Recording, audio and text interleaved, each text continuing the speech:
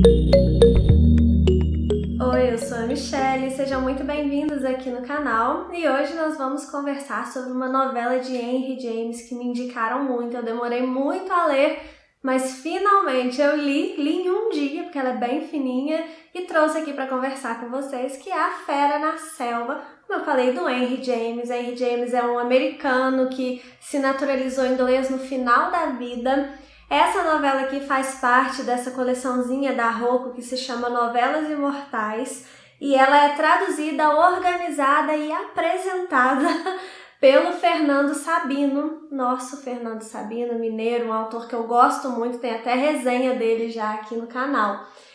Essa novela aqui, uma curiosidade, na verdade ela foi escrita em 1903, né? Ela foi publicada em 1903 e eu tava olhando aqui a ficha catalográfica dessa edição aqui e tá escrito que ela é literatura infanto-juvenil. Gente, eu achei isso tão...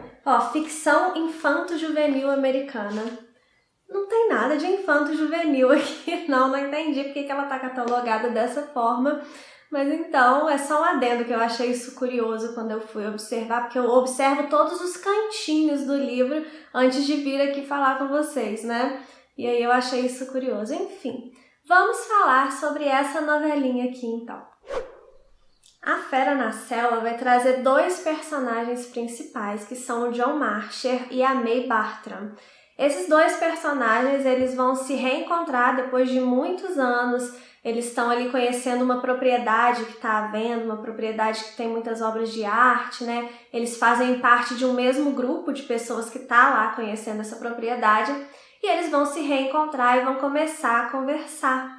E nessa conversa, assim, muito em linhas gerais, porque é uma novela, é bem curta, então se eu ficar contando aqui eu vou contar tudo para vocês e não é o caso, né? Mas o que tem de importante aqui é que nessa conversa a May vai falar com o John que ele contou uma coisa dele, uma coisa muito particular dele para ela quando eles se encontraram há muitos anos atrás, né? E o John ele nem se lembra que ele contou essa coisa importante para May. Então eles vão desenvolver ali a conversa e a partir desse dia eles vão levar a amizade para frente. E a gente vai acompanhar esses dois amigos passando uma vida juntos, né? A narrativa ela termina já na velhice dos dois, apesar de ser bem curta, ela já termina na velhice dos dois. E aí, bem no início aqui, nós vamos descobrir que essa coisa importante que o John contou para May é que ele sempre teve a impressão de que aconteceria um momento extraordinário na vida dele. E que desde que ele teve essa impressão, ele fica esperando esse momento extraordinário acontecer. Então, o que surpreende muito o John é que quando eles se reencontram lá nessa mostra aí da casa que estava à venda, a May pergunta para ele, né, se já aconteceu. Então ele fica surpreso porque ele nem se lembrava que ele tinha contado isso, que é uma coisa tão íntima dele para uma pessoa que ele nem conhecia tão profundamente assim, né?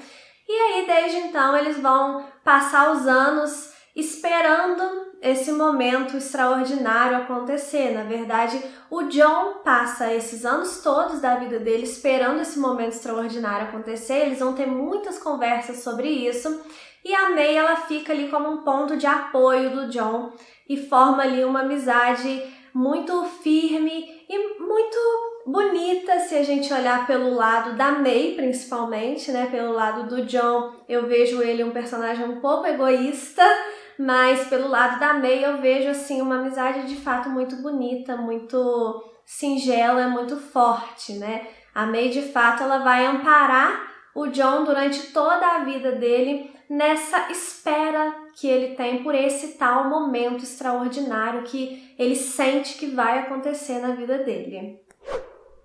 E aí, gente, o que acontece aqui é que a narrativa de A Fera na Selva, ela é lenta, ela é até um tanto monótona. Só que a gente sempre tem a sensação de que tem algo acontecendo ali por trás, sabe? Sabe quando você tá lendo um livro que ele tá monótono, a narrativa é monótona, não é tão fluida assim, uma narrativa um pouco mais truncada, mas que a gente tem a sensação de que tá acontecendo alguma coisa que a gente não tá conseguindo captar É exatamente essa sensação que eu fiquei lendo aqui A Fera na Selva. É como se o narrador aqui, ele sempre tivesse para dizer alguma coisa e não diz. Sabe, eu fiquei com essa sensação durante toda a leitura. E por isso, mesmo sendo uma narrativa mais lenta, em algumas partes até um pouco chatinha, né? Eu não gosto de usar essa palavra, mas é um pouco chatinha. Mas mesmo assim, eu fiquei querendo saber o que ia acontecer por essa sensação de que tem alguma coisa aí que eu não tô conseguindo captar. E você fica com aquela necessidade de saber aonde vai dar toda essa história, quando esse momento extraordinário vai acontecer, será que esse momento extraordinário já aconteceu? Será que isso é uma ilusão do Jon, sabe? Será que a May sabe quando vai acontecer esse momento extraordinário? Eu cheguei a pensar tanta coisa com relação a esse momento extraordinário que eu cheguei a pensar, talvez, que toda essa história aqui fosse uma ilusão, de que isso não tivesse acontecendo de fato. Enfim, gente, o texto aqui do Henry James deixa a gente tão instigado, apesar dessa narrativa mais lenta, que eu imaginei 1001 coisas que poderia ser esse momento extraordinário e eu fiquei, sim, com vontade de ler, mesmo achando algumas partes um pouco enfadonhas.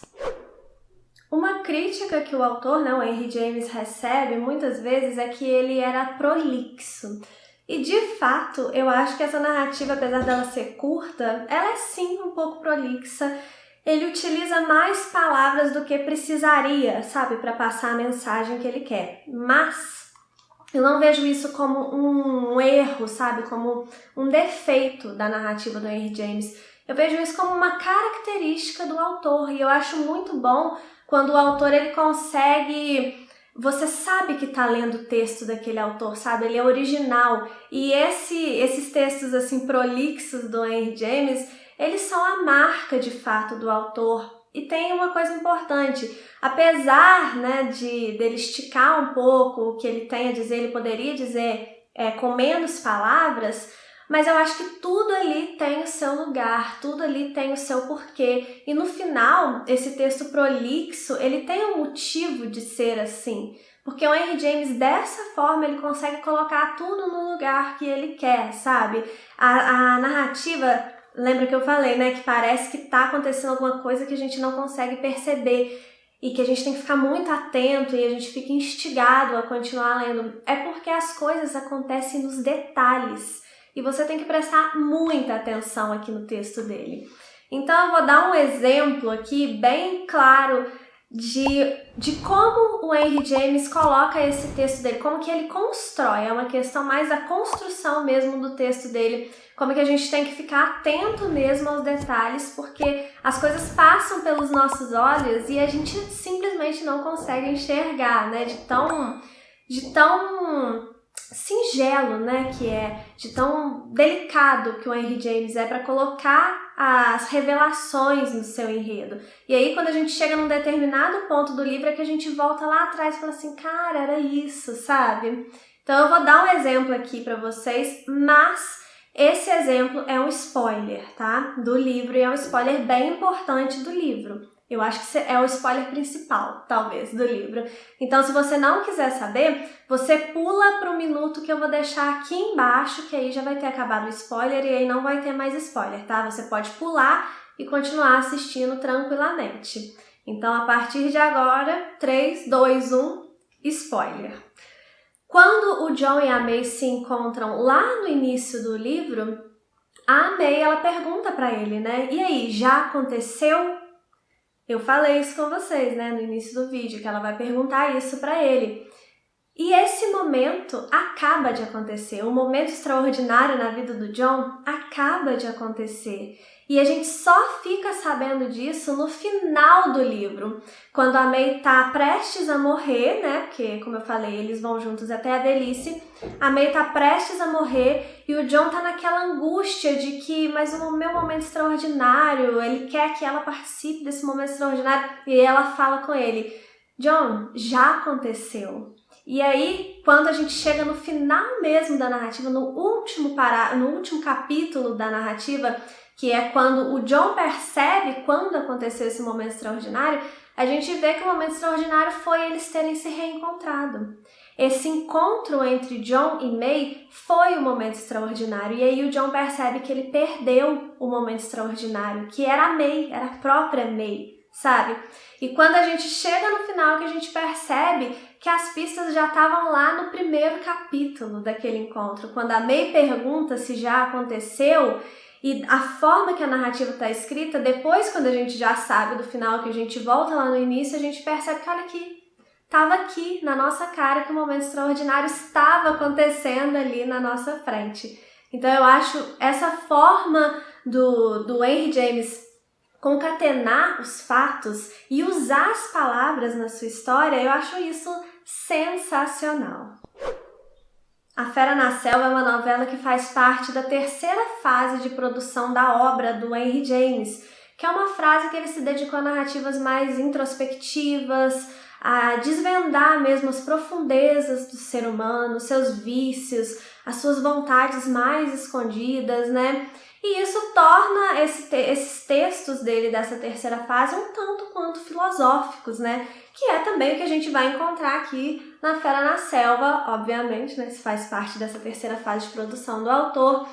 E ela vai despertar questionamentos pra gente, por exemplo, afinal de contas, o que a gente está fazendo com a nossa vida?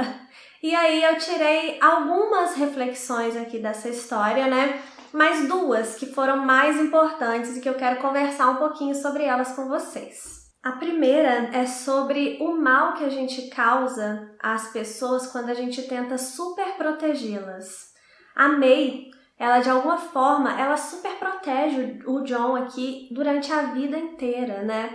E ela de alguma forma também, ela evita que ele quebre a cara muitas vezes. E quando a gente faz isso, né, como a gente tem a sensação de que amar as pessoas é protegê-las de todo o mal, né? Lógico que o nosso instinto é proteger as pessoas que a gente ama mesmo, mas tem certas coisas que é meio que necessário deixar as pessoas quebrarem a cara para elas aprenderem, porque tem coisa que a gente só aprende com a experiência, né? Então é claro que se não for uma coisa que vai matar a pessoa, né? Não tô falando de nada extremo, assim. Mas as pequenas decepções da vida, às vezes a gente fica tentando cercar, né? Muitas vezes a gente coloca isso na relação de pais com filhos, mas também tem outras relações, né? Eu, durante muito tempo, eu fui muito super protetora com a minha irmã. Eu tenho uma irmã que é 7 anos mais nova do que eu, e muitas vezes eu tentei super proteger a minha irmã de todo e qualquer mal, sabe? De até, às vezes, quando ela era pequena, querer ir na escola tirar satisfação com um coleguinha que xingou ela de alguma coisa, sabe? Essas coisas assim. E aí, se eu fizesse isso, como que ela ia aprender a se defender, né? Ainda bem que eu não fiz também, porque meus pais não deixaram, mas enfim, eu tinha esse instinto de superproteção com ela, sabe? Então é até uma coisa que eu penso para quando eu tiver filhos, que eu não posso deixar esse instinto de superproteção aflorar, porque faz muito mal para as pessoas. E é isso que a gente observa aqui na relação do John com a May, né? A May sempre super protegendo o John, tanto que o John, ele vai, esse momento extraordinário, né, que ele tanto espera, de certa forma é algo que ele vai quebrar a cara, e talvez isso não aconteceria se não fosse a superproteção da May aqui por ele, né? Outra reflexão aqui, que eu acho que é a reflexão principal mesmo da obra, é que você não deve ficar esperando coisas extraordinárias acontecerem para você começar a viver, sabe? É lógico que a gente espera coisas maravilhosas da nossa vida, né? Mas a gente também tem que se movimentar para isso. Se a gente ficar só sentado esperando que coisas maravilhosas aconteçam, elas não vão acontecer. É muito básico isso, mas às vezes a gente se esquece, né? A gente tenta se aprimorar tanto para se preparar tanto para o futuro que a gente esquece de viver o presente, né? Então, uma grande mensagem que esse livro me passou foi o que você está fazendo por você hoje, sabe? Você está sentada esperando, você está naquela... Porque às vezes também tem isso, a gente fica naquela ilusão de que a gente está fazendo alguma coisa, né? A gente tá, não, eu tô estudando, eu tô me preparando, não, eu tô trabalhando aqui para juntar um dinheiro, mas de fato você tá fazendo por onde você alcançar os seus objetivos? Se você tá só estudando, se você tá só trabalhando, mas se você não tá fazendo outras coisas ali concomitantemente para conquistar os seus objetivos, você não vai conquistar os seus objetivos. E é esse lance de você sempre ficar esperando, você sempre colocar empecilho, você sempre dar desculpas e não correr atrás daquilo que você precisa, né? De resolver algum problema na sua vida ou, como eu tô falando, de conquistar algo, né? E essa é uma mensagem muito forte aqui desse livro, de você não ficar sentado em cima dos seus problemas esperando que algo aconteça, que um momento extraordinário aconteça, porque esse momento pode até acontecer, mas você pode reparar que ele aconteceu tarde demais. E aí o que você vai fazer? Essa aqui é uma novela, gente, que eu indico para vocês lerem num momento de calma, num momento que vocês estejam mais reflexivos mesmo, porque se você quiser uma coisa muito agitada, né, uma narrativa muito fluida, não é o caso, mas eu acho que você deve guardar ela assim para um momento especial, porque é uma narrativa que traz mensagens que são bacanas, sabe? Ela é uma narrativa, não é uma narrativa que vai te fazer nenhum carinho, não. Ela vai te dar um tapa na cara mesmo para você acordar para sua própria vida, né? Mas às vezes é necessário, né? Que a gente leia livros que nos deem tapas na cara pra gente acordar para a realidade, né? E esse aqui é um livro que faz isso com a gente. É um livro desse estilo. E eu acho, sim, que vale muito a pena ler. Como eu falei, espero uma narrativa mais lenta, né? Um pouco mais melancólica, talvez, bem mais reflexiva, mas eu acho sim que no momento certo você deveria ler A Fera na Selva, porque é uma novela bem curtinha e que vai valer muito a pena, assim, vai trazer muitas mensagens, muitas reflexões que podem fazer virar a chavinha da sua vida aí de alguma forma, e é isso que a gente espera dos livros, né? Pelo menos eu adoro quando o livro é capaz de transformar a nossa vida assim. Eu acho que todo livro é capaz de nos transformar, uns mais, outros menos, e esse aqui tem muita capacidade de nos transformar, viu? Acreditem nisso. Então fica a minha dica para vocês lerem aí A Fera na Selva. Se você já leu, me conta aqui nos comentários o que você achou. Deixa o seu like aqui no vídeo se você gostou, tá bom? Me ajuda muito, é um apoio que você me dá gratuitamente. Até o próximo vídeo!